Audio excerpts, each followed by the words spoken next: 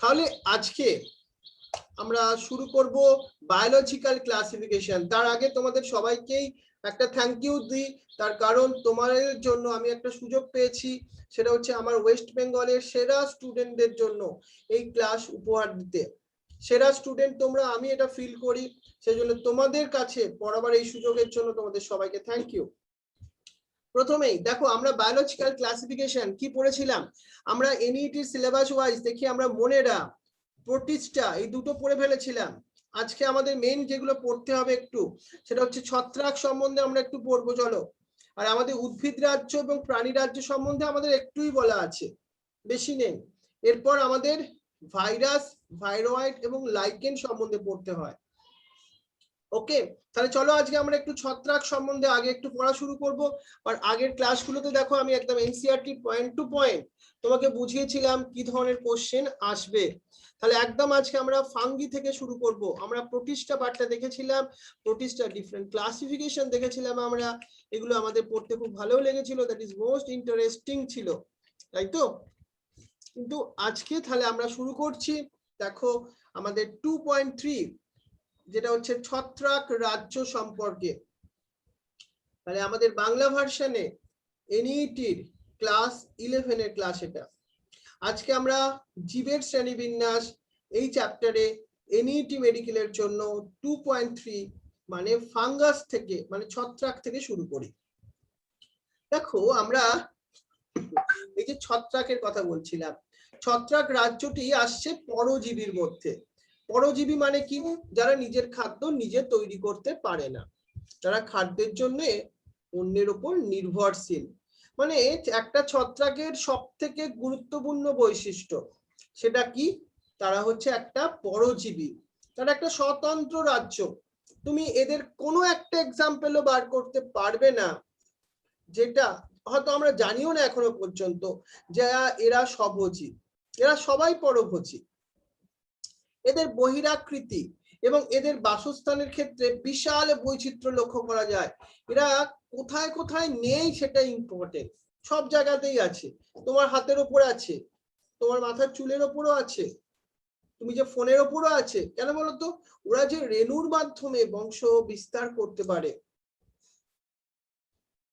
তাহলে আমরা এই ব্যাপারগুলোকে নিয়ে একটুখানি দেখবো এই ক্লাসের মধ্যে, রাইট? তাহলে তোমরা সবাই একটু একটু করে সবাই রেডি হও, যেখানে আমরা এই ক্লাসে কিছু ইনফরমেশন আমাদের দেখতে চাইবো। তারাও আর একজন বন্ধু একটু জয়েন হতে চাইছে, তাকে একটু জয়েন করিয়ে দিই।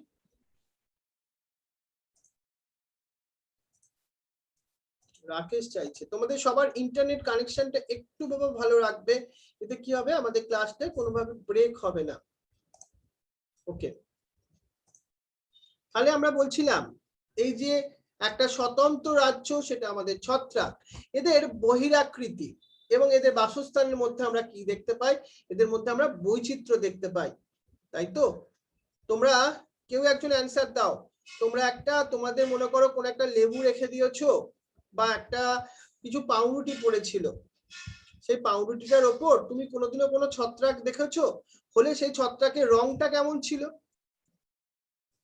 কেউ বলতে পারবে? আনমিউট করে বলো একবার দেখি কেউ, আনমিউট করে বলো। স্যার একটু সাদা সাদা বা একটু ইয়েলো ইয়েলো টাইপের থাকে। একটা সাদা বা একটু ইয়েলো টাইপের, অনেক সময় সবুজ বর্ণেরও হয়। এগুলো মেনলি কি জিনিস জানো? ছত্রাকের যদি আমরা দেখি ছত্রাক কেমন ভাবে গ্রো করে, তাহলে আমরা এই যে পাউরুটিতে যখন ছাতা জন্মায়, ছাতা মানে ওই আমরা যে ছাতা মাথায় দিই ওই ছাতা জন্মেছে তা নয়। আমরা ছাতা মানে এখানে কাকে বলছি? আমরা ছত্রাককেই বলছি। বা যখন আমাদের কোনো একটা কমলা লেবু মা হয়তো তোমায় দিয়েছিল, তুমি খাওনি, ভুল করে টেবিলে পড়েই ছিল, তখন সেটাও দেখবো কয়েকদিনের মধ্যে না পচে গেছে, মানে ওটা কিন্তু ছত্রাকের কারণেই ঘটে। তাহলে কি ছত্রাক মানেই কি খারাপ নাকি গো? ওরা দেখো পাউরুটিকে নষ্ট করে দিল, কমলা লেবুকে নষ্ট করে দিল। না, অনেক ফাঙ্গাস বা ছত্রাক আছে যারা আমাদের খাদ্য উপযোগী, মানে আমরা তাকে খাদ্য হিসেবে যদি গ্রহণ করি তাহলে কিন্তু আমাদের অনেক কিছু লাভ হতে পারে। যেমন এমন একটা খাদ্য যেটা হচ্ছে মাশরুম, তোমরা হয়তো অনেকেই খেয়েছো, কিন্তু জানো তো মাশরুম আবার এখন না আমরা কাল্টিভেট করি, আমরা চাষ করি। কিন্তু অনেকে যদি মনে করো সেই বাগান এখান থেকে তুলে এনে অনেক সময় এরকম মাশরুমকে রান্না করে খায়, কিন্তু সেটা খুব ভয়ানক হতে পারে। তার কারণ কিছু এই ধরনের মাশরুম আছে যারা কিন্তু খুবই বিষাক্ত। আবার দেখো, তাহলে আমরা ছত্রাকের ভালো দিকও দেখছি, খারাপ দিকও দেখছি, দুটোই আছে। মানে প্রত্যেকের মধ্যে যেমন থাকে, আমাদের ছত্রাকের মধ্যেও ঠিক তাই। আর একটা জিনিস মজার, দেখো এরা সরিষা পাতার উপর সাদা ছোপ জন্মায়। একটা সর্ষে পাতার উপর না এরকম ধরনের, না এরকম ছোট ছোট ছোট ছোট এরকম ছোপ ছোপ দেখতে পাই আমরা। এই ছোপটা কারণটা কি?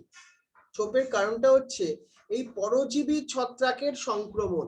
অর্থাৎ একটা ছত্রাক কিন্তু উদ্ভিদকেও তোমার রোগগ্রস্ত করে দিতে পারে। ছত্রাক কি বহুকোষী হয় না এককোষী হয়? এই প্রশ্নের উত্তর যদি দিতে হয় আমরা বলবো দুটো টাইপেরই হয়। কারণ আমরা একটা ইস্টের কথা পড়েছিলাম।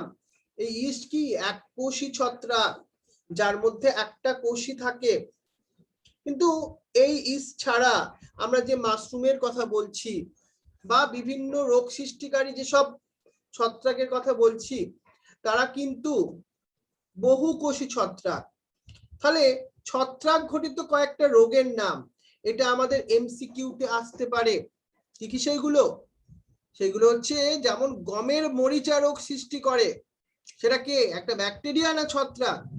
এরকম ধরনের কোশ্চেন আসতে পারে, সেটা আমাদের মাথায় রাখবো, সেটা হচ্ছে একটা ছত্রাক। কোশ্চেনটা যদি এমসিকিউতে আরো ডিপ ভাবে আসে, কোন ধরনের ছত্রাক? তখন আমরা মনে রাখবো পাকসিনিয়া বলে একটা ছত্রাক, যেটা গমের মরিচা রোগ সৃষ্টি করে। আমি যে তোমাকে একটা খাতা করতে বলেছি, নোট করার খাতা, সেখানে কিন্তু এটা লিখবে। এটা এমসিকিউ এর জন্য ভেরি ইম্পর্টেন্ট একটা কোশ্চেন। সেটা হচ্ছে পাকসিনিয়া, একটা ছত্রাক, এটা গমের মরিচা রোগ সৃষ্টি করে। তাহলে শুধুমাত্র উদ্ভিদের নয়, মানুষেরও কিন্তু ছত্রাক অনেক রোগ সৃষ্টি করে। যেমন আমাদের বিভিন্ন চর্মরোগ, যেটা স্কিন ডিজিজ, সেটা সাধারণত ছত্রাকের জন্যই বেশি মাত্রায় আমরা দেখতে পাই। অর্থাৎ একটা ছত্রাক উদ্ভিদ দেহে, প্রাণী দেহে সবার মধ্যে রোগ সৃষ্টি করতে পারে। দেখো এতক্ষণ তো তোমাকে আমি খারাপ খারাপ জায়গাগুলো বলছি বেশিরভাগ, তো আমাদের ছত্রাক রেগে যাচ্ছে এতে, বলছে না আমি তো কিছু ভালো কাজও করি, সেগুলো বলুন এবার। চল এবার সেগুলো একটু বলি, নাহলে ওদেরকে রাগিয়ে তো লাভ নেই। কিছু ছত্রাক যেমন অ্যান্টিবায়োটিক তৈরিতে ব্যবহৃত হয়। তোমরা জানো আজকে যে কোনো ব্যাকটেরিয়াল ডিজিজ সারাতে আমরা কি করি? অ্যান্টিবায়োটিক দিই। সেই অ্যান্টিবায়োটিক প্রথম ডিসকভার হয়েছিল একটা ছত্রাক থেকে, তার নাম হচ্ছে পেনিসিলিয়াম নোটেটাম। পেনিসিলিন সেই অ্যান্টিবায়োটিকের নাম। তাহলে বুঝতে পারছো অ্যান্টিবায়োটিকের কত ভালো মার্কেট আছে। কিন্তু ছত্রাকটা কোথায় থাকে? আমি একটু আগেও বলেছি তোমার গায়ের উপর আছে। তুমি বলবে স্যার আমি তো খুব দামি সাবান দিয়ে চান করি, তাতেও প্রেজেন্ট থাকে। তোমার মুখের ভেতরেও আছে, সব জায়গাতেই ছত্রাকরা আছে। কারণ ছত্রাকদের বিস্তার সর্ব জায়গায়। আমরা জল, বায়ু, মাটি, উদ্ভিদ এবং প্রাণীর সর্বত্র এদের অস্তিত্ব লক্ষ্য করতে পারি। মানে ব্যাকটেরিয়ার মতো ফাঙ্গাসও যেন না দুজন কম্পিট করে নিজেদের মধ্যে। ব্যাকটেরিয়াও যেমন সব জায়গায় দেখতে পাই, এই ছত্রাকদেরও প্রায় আমরা সব জায়গায় দেখতে পাই। কিন্তু এদের একটু ফেভারিট জায়গা কোথায়? দেখো সবারই তো ফেভারিট থাকে কোনো না কোনো জায়গায়। এদের ফেভারিট জায়গা হচ্ছে একটু উষ্ণ হবে, একটু আর্দ্র স্থানে, একটু ভিজে ভিজে জায়গা। সেই সব জায়গা কিন্তু এদের বৃদ্ধির জন্য সব থেকে মানে ভালো। তুমি একটা আশ্চর্য একটা হয়ে যাবে। কি আশ্চর্য হবে কি দেখে? যদি ভাবো কেন আমরা খাবার রেফ্রিজারেটরে রাখি? আমরা কোনো একটা খাবার হয়তো বেশি হয়েছে, একটু মা বানিয়েছিল, এটা বেশি হয়ে গেছে, আমরা কি করবো সেটাকে আমরা রেফ্রিজারেটরে রাখবো। কিন্তু কেন রাখবো? যাতে ছত্রাক এবং ব্যাকটেরিয়ার সংক্রমণ থেকে বাঁচাবার জন্য। কারণ আমাদের পরিবেশে সর্বত্র সর্বত্র এই ছত্রাকরা উপস্থিত। আর আমরা বুঝতে পারছি যে ফাঙ্গাস সেটা কিন্তু প্রেজেন্ট থাকে ইন এভরিওয়্যার, সব জায়গাতেই। তাহলে আমরা এই প্যারাগ্রাফ থেকে কনক্লুশনে কি শিখলাম? আপ টু একটা অবধি যেটা পড়লাম যে ফাঙ্গাসরা গুড এবং ব্যাড দুটো এফেক্টই আছে। গুড এফেক্ট কি, তারা অ্যান্টিবায়োটিক তৈরিতে ইউজ হতে পারে, তারা তোমার ফুড হিসাবে ইউজ হতে পারে যেমন মাশরুম। আর নেগেটিভ দিক কোনগুলো, তারা রোগ সৃষ্টি করে, সবাইকেই রোগ সৃষ্টি করতে পারে। তাহলে এই কোশ্চেন ছাড়া এনইটি বা জেনপাসে কোশ্চেন অন্য কিছু হবে না, তোমাকে এইভাবে লাইন টু লাইন পড়তে হবে। ওকে, তারপর দেখি আমরা তাহলে ছত্রাক বলছিলাম। ছত্রাক তো এককোষী হতে পারে, বহুকোষী হতে পারে। তাহলে এককোষী ছত্রাকের নাম একটুখানি তোমরা চ্যাট অপশনে লেখো দেখি, একটা দেখি, সেটা হচ্ছে ইস্ট। তো তোমরা জানো, ছেড়ে দাও, এটা লিখতে হবে না, তোমরা মোটামুটি সবাই এই ব্যাপারটা জানো। তাহলে এককোষী ছত্রাকের নাম হচ্ছে ইস্ট। দেখি তোমাদের মধ্যে কেউ জানো কিনা ইস্টের সায়েন্টিফিক নেম, দেখি এটা পারো কিনা, দেখি চ্যাট অপশনে লেখো দেখি। বানানটা ভুলো কিন্তু লেখো, তোমার যদি মনে থাকে বা কিছু আইডিয়া থাকে চেষ্টা করো। ইস্টের সায়েন্টিফিক নেম দেখি একটুখানি লেখো, চ্যাট অপশনে লেখো, দেখি কে লিখতে পারছো দেখি।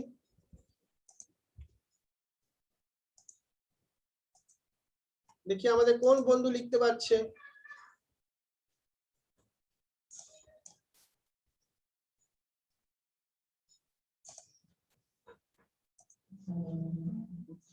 দেখি কারা কারা লিখতে পারলো দেখি আমাদের।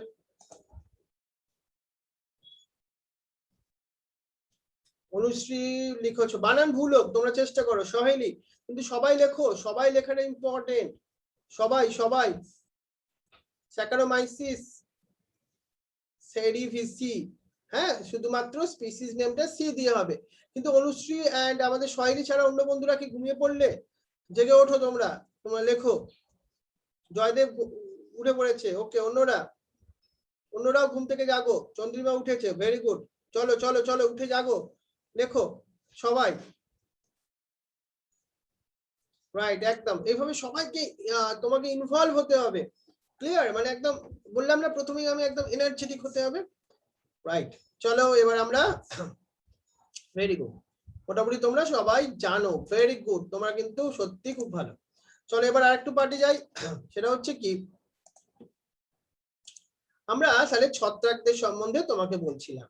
তাহলে এই ছত্রাক তো এককোষী ছত্রাক হলে কোনো প্রবলেম নেই, কিন্তু যখন আমরা বহুকোষী ছত্রাকের কথা বলবো, বহুকোষী ছত্রাক কেমন ভাবে গঠন, মানে কিরম ভাবে তারা বিস্তার করে, আমরা জানি তারা না একটা সূত্রাকার একটা গঠন বিশিষ্ট একটা তোমার কি তৈরি করে, অনুসূত্র তৈরি করে, এরকম ভাবে একটা না সুতোর মতো তোমরা যেগুলো দেখেওছো, একদম মাইক্রোস্কোপের তলায় দেখলে এরকম সুতোর মতো অংশ দেখতে পাবে, সেটাকে আমরা কি বলছি, অনুসূত্র। এই অনুসূত্রগুলোকে আমরা ইংলিশে বলি হাইফা। কি বলছি, এদের আমরা বলছি হাইফি বা হাইফা। তাহলে হাইফা গুলো কি কি দেখতে পাচ্ছ, এরা দীর্ঘ, সরু এবং সুতোর মতো অনুসূত্র দিয়ে তৈরি। এবার অনেকগুলো এরকম হাইফা দেখো কি তৈরি করলো, একটা জালকের মতো অংশ তৈরি করলো, তাকে আমরা কি বলছি, মাইসিলিয়াম বলছি। কি বলছি আমরা, মাইসিলিয়াম। তাহলে এক একটা এরকম সুতোর মতো অংশকে কি বলবো, হাইফি। আর পুরো তারা যখন অনেকগুলো এইভাবে নিজেদের মধ্যে গঠিত হয়ে যাবে, তখন তাকে আমরা কি বলবো, বলবো মাইসিলিয়াম।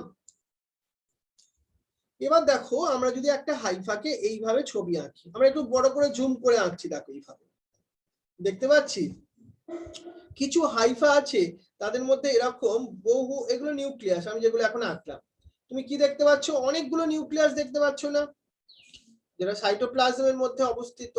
এবং এদের মধ্যে কোনো এরকম প্রস্থ প্রাকারহীন, মানে এই ধরনের কোনো, মনে করো এগুলোকে আমরা বলছি সেপ্টা বা প্রস্থ প্রাকারহীন নালিকা, যাদেরকে আমরা কি বলবো, এগুলো নেই আর কি, তাদেরকে আমরা বলবো সিনোসাইটিক হাইফা। এটা মেডিকেলে আর একটা কোশ্চেন হচ্ছে। তাহলে সিনোসাইটিক হাইফা আমরা কাদের বলবো, যাদের মধ্যে বহু নিউক্লিয়াস থাকে। বহু নিউক্লিয়াস কখন থাকবে, যখন তাদের মধ্যে সেপ্টা বা প্রস্থ প্রাকার থাকবে না, তখনই তো। যদি প্রস্থ প্রাকার থাকতো তাহলে তো এরকম সেপারেট হয়ে যেত না, এরকম দেখো, তাহলে তো আর বহু নিউক্লিয়াস কি করে থাকতো, থাকতো না। তাহলে সিনোসাইটিক হাইফা মানেই হবে, এটা আমাদের এমসিকিউ এর কোশ্চেনটা ধরতে পারছো তো তুমি, বহু নিউক্লিয়াস যুক্ত, আর একটা হচ্ছে প্রস্থ প্রাকারহীন মানে এসেপ্টেড। এইটা কিন্তু একটা ভেরি ইম্পর্টেন্ট পয়েন্ট হলো আমাদের এমসিকিউ এর জন্য। নেক্সট দেখো, তাহলে বেশিরভাগ ছত্রাক তাদের নিউট্রিশন, তাদের পুষ্টিটা কেমন, চলো এবার সেটাকে একটু দেখি। বেশিরভাগ ছত্রাক কি হচ্ছে পরভোজী, মানে তারা নিজের খাদ্য নিজে তৈরি করতে পারে না, তাহলে তারা অন্যের উপর কি নির্ভরশীল। কিন্তু কার কার উপর নির্ভরশীল? এরা অনেক সময় মৃত পচনশীল জৈব বস্তু থেকে খাদ্য টেক আপ করে, তাদের থেকে দ্রবণীয় জৈব পদার্থগুলোকে এরা শোষণ করে নেয়।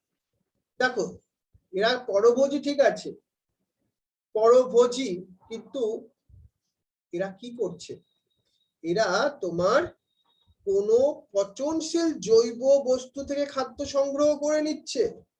তখন আমরা এদেরকে একটা আলাদা ক্যাটাগরিতে ডিভাইড করছি, সেটা হচ্ছে মৃতজীবী। তাহলে পরভোজীর একটা টাইপ হচ্ছে তোমার মৃতজীবী। কিন্তু অনেক ছত্রাক আমরা তো দেখলাম যারা উদ্ভিদ এবং প্রাণীর উপর খাদ্যের জন্য নির্ভরশীল, এদেরকে আমরা পরজীবী ছত্রাক বলবো। তাহলে তুমি এই পরজীবী আর মৃতজীবীর মধ্যে পার্থক্যটা বুঝতে পারলে?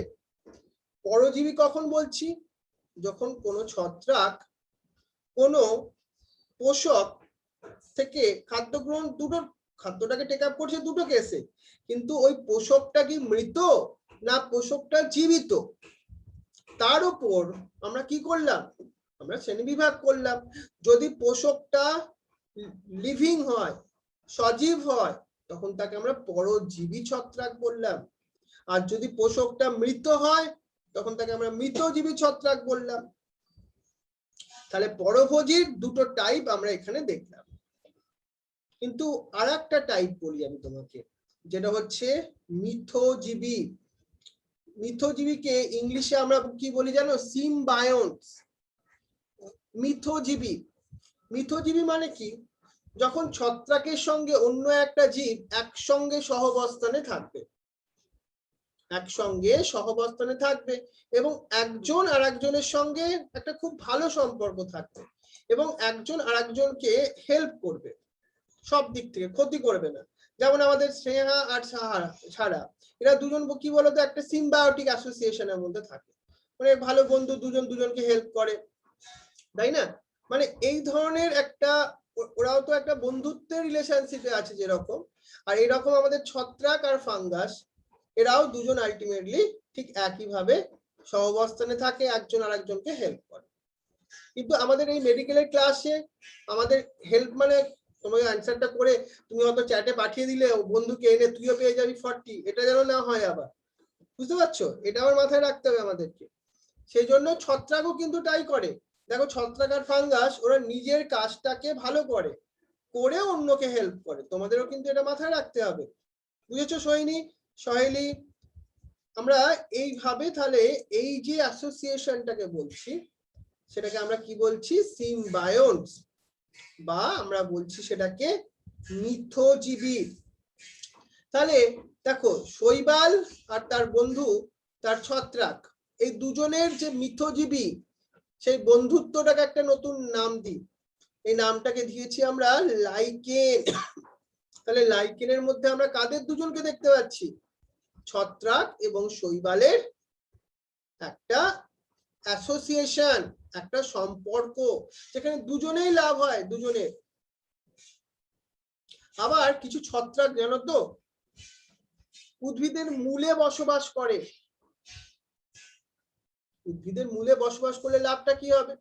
উদ্ভিদের মূলের না অনেক সারফেস এরিয়াটা বেড়ে যায়, তো গাছের অনেক লাভ হয় বিভিন্ন পদার্থ শোষণ করতে। অর্থাৎ ছত্রাক যখন একটা উন্নত উদ্ভিদের মূলে বসবাস করে তখন তাকে আমরা কি বলবো? মাইকোরাইজা। মাইকোরাইজা সাধারণত আমরা জিমনোস্পার্ম উদ্ভিদে বেশি দেখতে পাই। জিমনোস্পার্মের মধ্যে আসে কারা? যেমন পাইন। মনে রাখতে পারবো কিন্তু এই এক্সাম্পলটা রাইট আমাদের চাই। দেখো গঠন তো দেখলাম, পুষ্টি দেখলাম, কোথায় থাকে সেটাও দেখলাম। এবার চলো জনন দেখি কিভাবে তারা জনন কার্য করে। এরা জনন কার্য করতে সব থেকে বেশি প্রেফার করে সেটা রেণুর মাধ্যমে। আবার রেণু এদের পক্ষে দু প্রকার হতে পারে, অযৌন রেণু এবং যৌন রেণু, দু প্রকার হতে পারে কিন্তু। যেমন আমরা কনেডিয়া, স্পোরাঞ্জিয়া রেণু বা চলো রেণু, এরা হচ্ছে অযৌন রেণুর উদাহরণ। আমি একটু আগে কি বললাম, ছত্রাকরা অযৌন রেণু এবং যৌন রেণু দুটোর মাধ্যমে জনন কার্য সম্পন্ন করতে পারে। এবার অযৌন রেণুর কিছু উদাহরণ, কোশ্চেনটা মাথায় আনো। আমরা চাইবো তোমার থেকে অযৌন রেণুর কয়েকটা উদাহরণ বলো। কি হবে? কনেডিয়া, তারই আর একটা নাম স্পোরাঞ্জিও রেণু, আর একটা হচ্ছে তোমার চলো রেণু। চলো রেণুকে আমরা অনেক সময় জুস্পোরও বলে থাকি, যেগুলো মুভ করতে পারে। কনেডিয়া কিন্তু অচল, অচল মানে ওই অচল পয়সা বলছি না, মানে যারা মুভ করতে পারে না। আর সচল মানে যারা মুভ করতে পারে। এবার তাহলে তোমাকে কিছু যৌন স্পোরের কথা বলি, যৌন রেণুর কথা মনে রাখো। এগুলো ভেরি ইম্পর্টেন্ট। যেটা হচ্ছে তোমার উস্পোর, অ্যাস্কোস্পোর, বেসিডিওস্পোর, এইগুলো হচ্ছে যৌন জননের রেণু। মানে খাতায় আমি কি করব, কেমন ভাবে নোট করব, তুমি যদি আমায় জিজ্ঞাসা করবো তাহলে আমি কি বলবো, লিখবো অযৌন স্পোর, বলে নাম দিয়ে দিলাম কনিডিয়া, কমা দিয়ে লিখলাম জুস্পোর। তারপর লিখলাম যৌন স্পোর। যৌন স্পোর লিখতে গিয়ে আমরা কি লিখলাম, উস্পোর, অ্যাস্কোস্পোর, বেসিডিওস্পোর। ক্লিয়ার তো ব্যাপারটা? এবার দেখো এই যে বিভিন্ন ধরনের রেণুগুলো একটা সুনির্দিষ্ট অঙ্গ থেকে উৎপন্ন হয়, তাদের আমরা বলবো ফ্রুট বডি। তুমি একটা ছত্রাককে তো এইভাবে দেখেছো, এই ছত্রাকগুলো এরকম ব্যাগের ছাতার মতো গ্রো করে না, এর ভেতরে না এটাকে আমরা ফ্রুট বডি বলি বা ফ্রুটিং বডিজ বলি। আর এখান থেকেই এই রেণুগুলো উৎপন্ন হয়। তাহলে এটা আমাদের আরেকটা কোশ্চেন এলো কিন্তু, যে রেণু কোন অঙ্গ থেকে উৎপন্ন হয়, তখন আমরা বলবো এটা ফ্রুট বডি থেকে উৎপন্ন হয়। এবার দেখো তোমাকে একটা আমি ভালো এমসিকিউ দেখাতে চলেছি আমাদের এনইটি বা জেনপাস এর জন্য। সেটা হচ্ছে এই যৌন জনন চক্রটি ওদের তিনটি ধাপে সংঘটিত হয়। যৌন জননটা তিনটি ধাপে সংঘটিত হয়। কেমন ভাবে দেখি চলো। প্রথম কি হয়, দুটি সচল বা নিশ্চল দুটো গ্যামেটের প্রোটোপ্লাজমের মিলন ঘটে।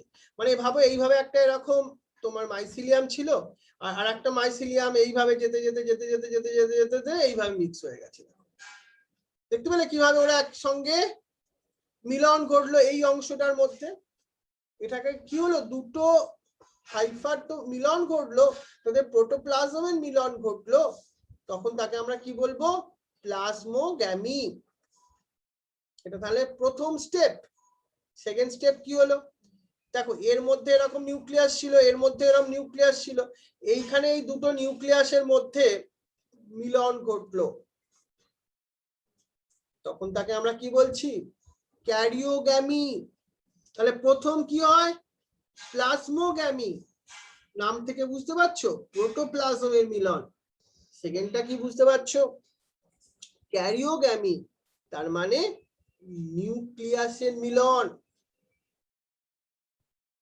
কে, তাহলে প্লাজমোগ্যামি এন্ড সেকেন্ড স্টেপে ক্যারিওগ্যামি। তারপরে কি হবে, তারপর যখন দুটো নিউক্লিয়াস একসঙ্গে যুক্ত হয়ে গেল তখন কি তৈরি হবে, একটা জাইগোট তৈরি হবে। এই জাইগোটটা মিওসিস বিভাজনের মাধ্যমে হ্যাপ্লয়েড রেণু তৈরি করবে। দেখো এখান থেকে আমাদের দুটো ধরনের এমসিকিউ এলো, একটা হচ্ছে ছত্রাকের যৌন জননের দশাগুলো কি কি, তোমাকে এই তিনটে দশা দিয়ে আসতে পারে সবগুলো ওপরে এরকম হতে পারে। এখান থেকে প্লাজমোগামী মানেটা কি থেকে আসতে পারে, ক্যারিওগামী মানেটা আসতে পারে। আর একটা হতে পারে জাইগোট, যেটাকে দেখো জাইগোটের মধ্যে তাহলে আমরা ক্রোমোজোম নাম্বার কি দেখছি 2n বা ডিপ্লয়েড দেখছি। এবার এটা কোন কোষ বিভাজন পদ্ধতি হচ্ছে, মিওসিস কোষ বিভাজন হচ্ছে, যার ফলে কি হচ্ছে যে চারটে এরকম রেণু তৈরি হচ্ছে, তারা হ্যাপ্লয়েড, তারা হ্যাপ্লয়েড। এই লাস্ট লাইনটা থেকেও কিন্তু তোমার কোশ্চেন আসতে পারে। বোঝা গেল ব্যাপারটা? তাহলে কিন্তু এটা আমরা মাথায় রাখবো খুব ভালো করে। নেক্সট দেখো, যৌন জননকালে কোন ছত্রাকের বিপরীত যৌনের দুটো হ্যাপ্লয়েড অনুসূত্র বা হাইফা পরস্পরের কাছাকাছি আসে। এই যে আমি ভাববো এরকম একটা বলছিলাম, এরকম একটা হাইফা, আর একটা হচ্ছে ভাবো এইভাবে আর একটা হাইফা, দুটো হাইফা পাশাপাশি ছিল, তারা কি হলো একসঙ্গে দেখো কাছাকাছি মনে করো চলে এলো, তারা একটা জায়গায় মিলিত হলো এইভাবে, তারা একসঙ্গে মিলিত হলো, দুটো বিপরীত হাইফার মিলন।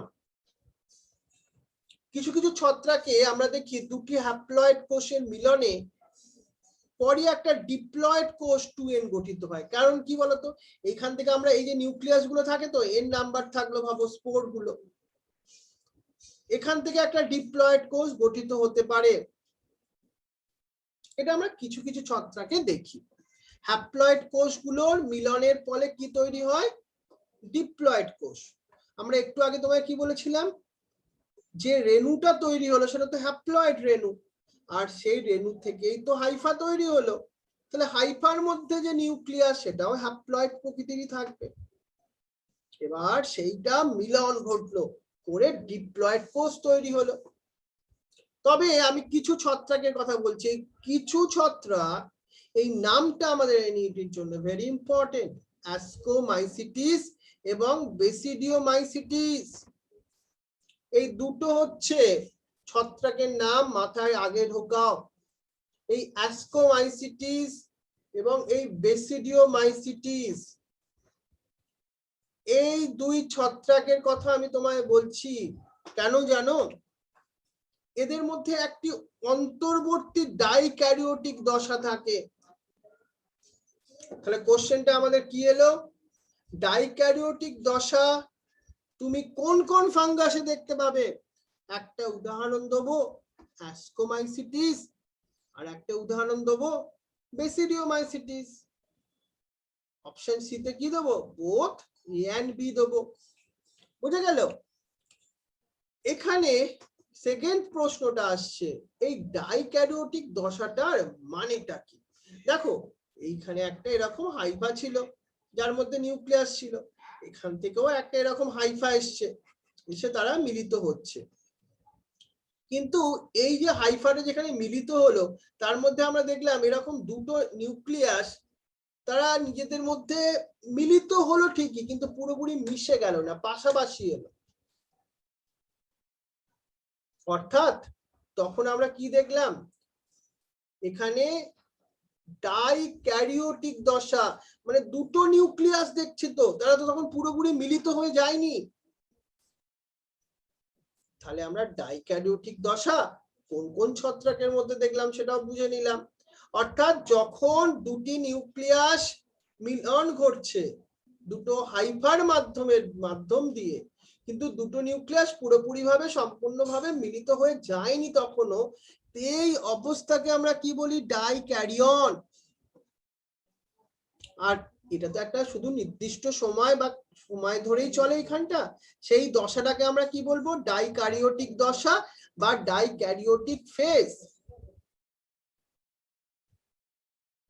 কিন্তু তারপর তুমি কিছুক্ষণ ওয়েট করো, কি হবে, দুটো নিউক্লিয়াস একসঙ্গে মিলিত হয়ে যাবে, মাতৃ নিউক্লিয়াস দ্বয় কি হবে এখানে মিলিত হয়ে ডিপ্লয়েড কোষ গঠন করবে, সেখান থেকে একটা ফলদেহ বা ফ্রুটিং বডি তৈরি হবে। আর ফ্রুটিং বডি থেকে মিওসিস প্রক্রিয়া বা হাস বিভাজনের মাধ্যমে হ্যাপ্লয়েড রেণু তৈরি হবে। বুঝতে পারছো? একটা কোশ্চেনের বাইরে হবে না, তোমাকে আমি লাইন টু লাইন বুঝিয়ে দেবো এনসিইআরটি। রাইট? শুধু তোমায় খাতায় নোটটা করতে হবে আমার কথার মতো করে। আমি যেভাবে পড়াচ্ছি এই ভিডিওটা তোমাদের দিয়ে দেবো অনলাইন ক্লাসের, এটাই সবথেকে বড় অ্যাডভান্টেজ। আর এই ক্লাসটা তুমি মাঝে মাঝে একটু কানে দিয়ে শুনবে। তুমি হয়তো একটু অফ টাইমেই শোনো, 2 মাস পর অফ টাইমে একটু কানে দিয়ে দাও, স্যার কি পড়িয়েছিল একটু ফাঙ্গাস সম্বন্ধে, ছত্রাক সম্বন্ধে একটু কানে দিয়ে তো শুনি।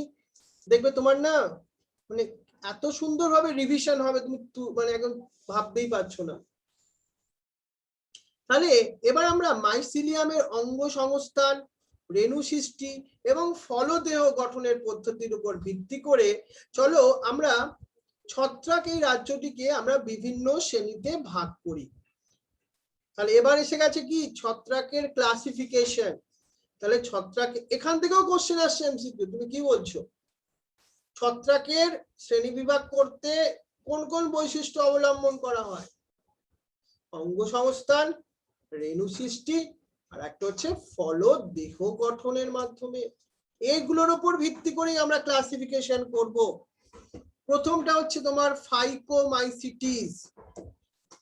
এইগুলো এদের বৈশিষ্ট্যগুলো তোমাকে নোট করতেই হবে খাতায়। কি কি? প্রথমে মনে রাখতে হবে ফাইকোমাইসিটিস অন্তর্গত ছত্রাকগুলি কোথায় বসবাস করে?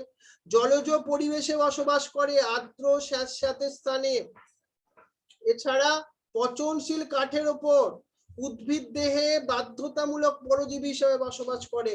মানে এদের ফাইকোমাইসিটিসের বাসস্থান এমসিকিউতে 3টে অপশন হতে পারে।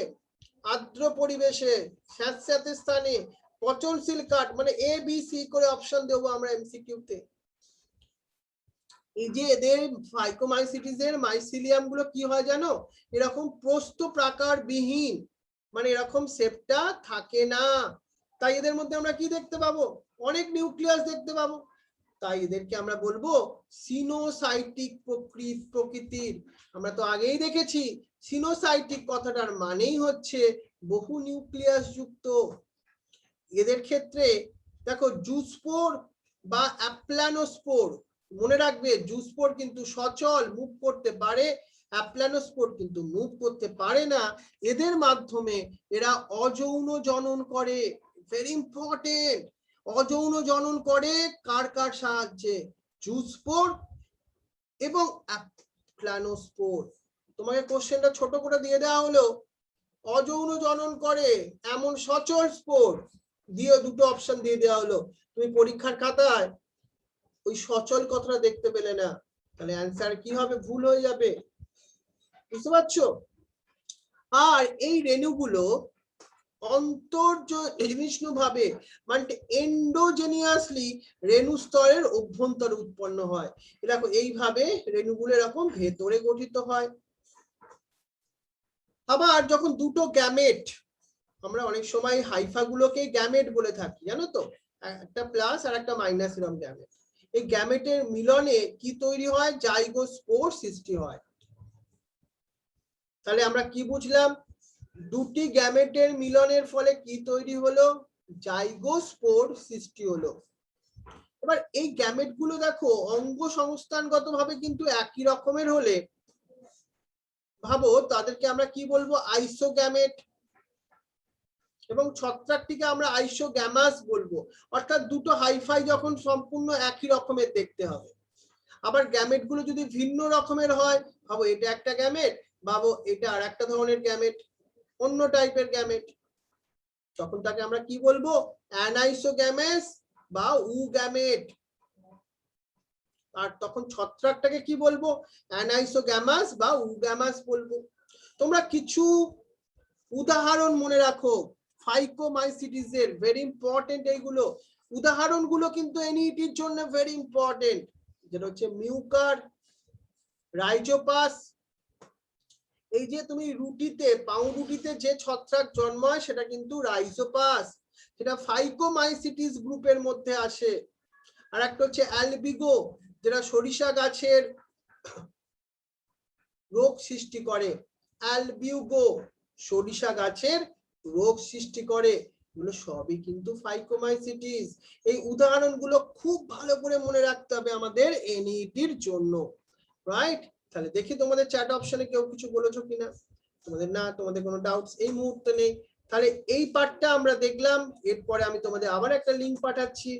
কৃষ্ণচন্দ্র, স্নেহা, শৈলী, সারা, সোহিনী, জয়দেব, অভিক, চন্দ্রিমা, প্রিয়াঙ্কা, অনুশ্রী, অরিত্র এন্ড সৌম্যজিৎ, বলো কোনো ডাউটস থাকলে আমাকে বলতে পারো। ক্লিয়ার তো? তোমরা চ্যাট অপশনে লিখবে যে কোনো জায়গায় প্রবলেম হলে। আর আমি যেভাবে তোমাকে বলছি নোট করতে, সেটা করতে হবে তোমাকে, তবেই তোমার মনে থাকবে। কিছু ট্রিক্স বা technique that is most important for এনিটির জন্য। ওকে, চলো তাহলে আমি তোমাকে আরেকটা লিংক পাঠাচ্ছি, সেটা একটু জয়েন করো। আমরা সেখানে অ্যাসকো মাই সিটিজ থেকে